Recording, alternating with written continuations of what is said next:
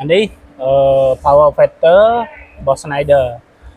อัននេះអាប្រភេទនេះផ្សេងអាប្រភេទនេះ AT12 អញ្ចឹងអានេះយើងចង់ set វាឧត្រាតែយើងទៅមើលនៅអានេះសិនអញ្ចឹងយើងដឹងថា capacitor យើង50ហើយ CT យើង3000អញ្ចឹងយើងមើល50ហើយនឹង3000យើងមើលមកឲ្យវាបុកគ្នាមកវាស្មើនឹង3000នេះ 0.8 នេះ 0.08 អញ្ចឹងយើងទៅ set CK នេះ 0.08 ហើយនៅក្នុងនេះវាមានច្រើននេះវាប្រាប់ពីរបៀបតខ្សែហើយនឹងពីមុខងារមួយអានេះពីរបៀបចុចវាហ្នឹងមានប៉ុណ្ណឹងតែឥឡូវយើងទៅ set ជាក់ស្ដែងទៅឥ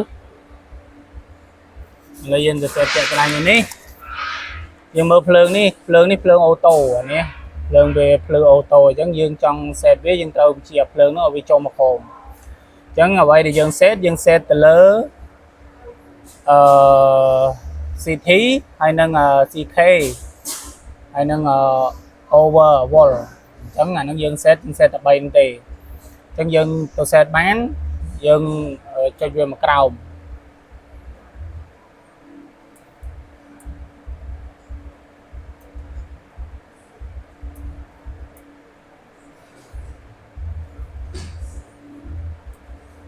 នេះ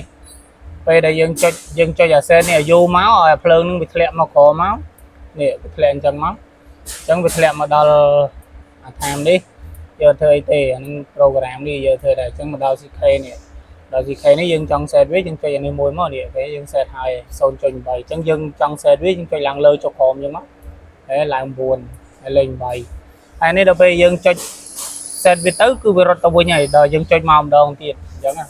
យើងចុច set មកវាជាប់ហើយវាជាប់វារត់ឡើងទៅលើអូតូវិញមកអញ្ចឹងយើងចុចវាម្ដងទៀតមក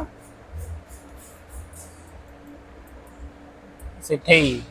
អញ្ចឹងចង់ set CT នឹងដូចគ្នាចុចយ៉ាងមកនេះ3000អញ្ចឹងហើយដល់ពេល set wall វាក៏ដូចគ្នាដែរហើយឲ្យតែចុច set up វាគឺវាចុះក្រោមហើយចានេះ over wall wall capacitor អញ្ចឹងដាក់440ប៉ុណ្ណឹងអាហ្នឹងអ្វីដែលយើង set ដល់ពេលយើងចង់ទៅចុច manual យើងចង់តេស្តវាយើងមិនអាចចុចមួយបិទមួយទេយើងចុចមួយយើងចុចឲ្យវាជាប់ទាំងអស់ហ្នឹងមកទាំង12ហ្នឹងមកហើយចាំយើងផ្ដាច់វាវិញចឹងឥឡូវយើងចូលទៅ manual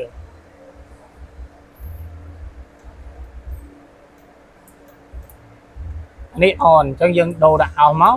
នេះឃើញភ្លើងនេះវាផ្លាយយកវា load play មានន័យថាវា manual អាហ្នឹងវាកំពុង manual អញ្ចឹងអា C នេះមានន័យថាដូរ capacitor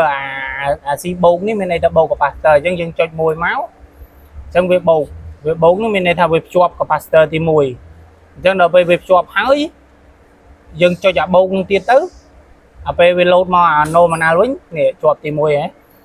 អញ្ចឹងនៅពេលដែលអញ្ចឹងយើងមិនបាច់ផ្ដាច់ទេបើយើងចុចអាដោនេះវាផ្ដាច់ហើយអញ្ចឹងយើងចុចអាបូកមួយទៀតទៅឃើញវាបូកថែមមួយទៀតហើយអញ្ចឹងវាបូកថែមមួយទៀតវានឹងភ្ជាប់មួយទៀតហើយតែវាដើររៀងយូរទីអានេះតែវាភ្ជាប់ពេលដែលវាភ្ជាប់ហើយវាដាច់មួយនេះអញ្ចឹងយើងចង់ផ្ដាច់វាវិញយើងចុចដកមកវិញមកវាដាច់ហើយអញ្ចឹងវាដាច់អាទី1វិញ